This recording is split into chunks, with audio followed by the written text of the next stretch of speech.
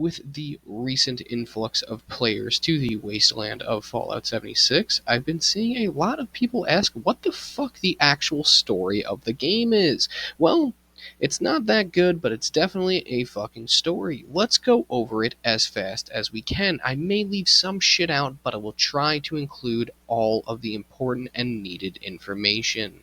So, since we're trying to do this as fast as we can, let's jump right into it. Fallout 76 unfolds in the heart of Appalachia, a region historically spanning from Mississippi to New York, yet the game predominantly centers around the rugged and beautiful landscapes of West Virginia. Now, before the Great War devastated the world in 2077, the Appalachia of the Fallout universe was a land of stark contrasts. It harbored extremes of wealth and poverty. And at its peak, Appalachia boasted cutting-edge technology including automated nuclear missile silos capable of relentless launch cycles, and Watoga, a visionary city where automation replaced all human labor, a city of the future, if you will. However, beneath this facade of progress lurked simmering social unrest. Rampant automation had led to a widespread joblessness, pushing inequality down the throats of everyday citizens and sparking protests that teetered on the brink of rebellion.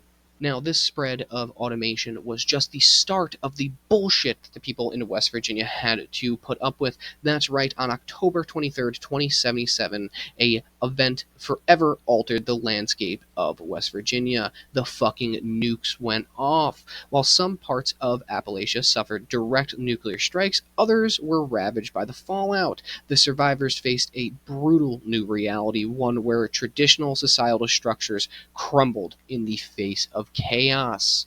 Now, in the aftermath of the nuclear fallout, three pivotal factions emerged, each carving out their own path amidst the ruins of the place they once called home.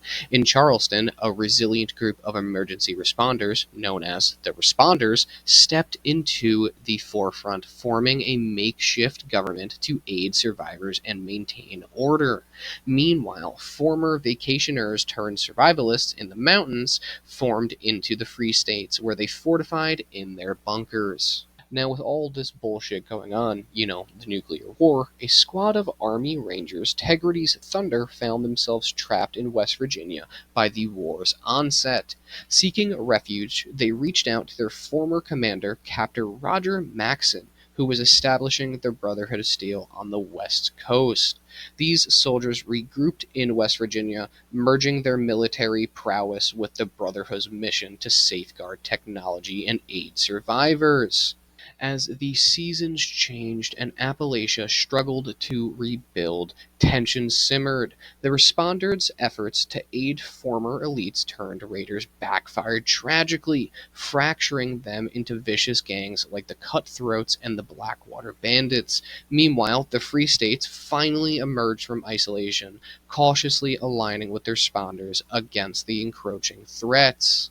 Now, with all of this going on, the power struggles between these main factions, and of course the general unrest and hating of their lives of the general populace of West Virginia, a hidden menace brewed beneath the verdant hills of Appalachia. And yes, I'm talking about everyone's favorite shadow government, the Enclave, led by Thomas Eckhart, a former government official with ambitions. This faction sought to manipulate the region's automated nuclear arsenal to continue the war effort against China, which obviously better dead than red. Everyone knows that. The Enclave 100% in the right. You can't say anything wrong about them or else you'll end up murdered.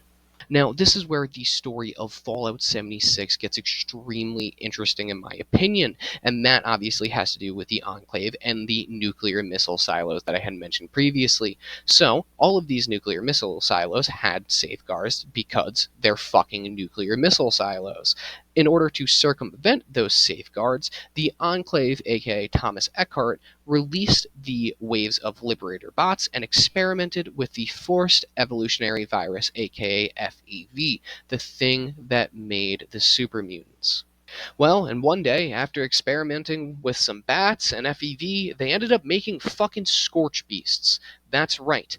The Enclave ended up making the entire virus that fucking took out the remainder of the humanity in Appalachia. The fucking Scorch Plague. The Enclave made Scorch beasts out of bats to be able to launch more nukes off. And that's Fallout 76, baby. That's what we're rolling with. And like I said, these monstrous creatures, the Scourge, born from an experimental mutation, spread a nasty plague across West Virginia, converting humans into mindless thralls under the Scorch Beast Queen's sway. The ensuing chaos forced uneasy alliances and desperate measures. The Brotherhood and Responders, while allies, clashed over tactics while struggling to contain the escalating threat.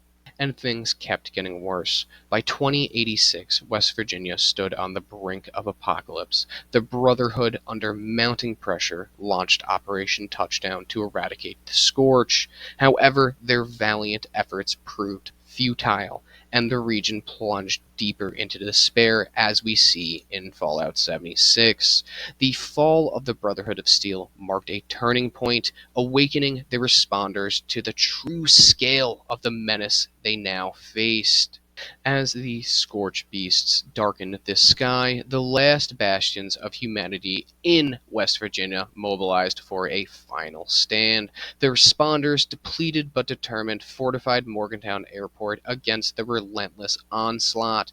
Despite their valor, they fell before the relentless advance of the Scorched and their monstrous overlords. And for years, West Virginia sat in desolation, haunted by mutated horrors and the specter of extinction. Hope flickered dimly until Reclamation Day dawned, when Vault 76 opened its doors, emerging into this ravaged wasteland. The Vault dwellers embarked on a journey of rediscovery and redemption. Venturing across the irradiated landscape, they pieced together fragments of a history left by the other fallen factions, the responders' efforts to combat the plague, the Free State's resistance against tyranny, and the Brotherhood's doomed struggle for survival. Armed with newfound knowledge and united under the Enclave's banner, the Dwellers marshaled their resources to confront the Scorch Beasts head on. And of course, in a very Bethesda way to end Fallout 76, in a climactic battle, you, the Vault Dweller, ascend to the rank of Enclave General after only completing a couple of missions, may I add, seizing control of the nuclear firepower to vanquish the Scorch Beast Queen and restore a fragile peace to West Virginia. And that, my fellow Vault Dwellers, is the story of Fallout 76. A cure for the Scorch Plague is distributed through Nuka-Cola to all of the new factions, and the Scorch Beast Queen is killed by the Vault Dwellers of Fallout 76. Fallout 76's narrative saga, while rooted in the struggles of a post-apocalyptic survival, transcends mere conflict. It explores themes of resilience, betrayal, and the human spirit in the face of overwhelming odds. As players delve deeper into its lore, they uncover a tapestry of alliances, betrayals, and societal collapse woven into the fabric of a world forever changed. In conclusion, while Fallout 76's launch was marked by controversy, its evolving storyline and expansive lore has steadily garnered appreciation.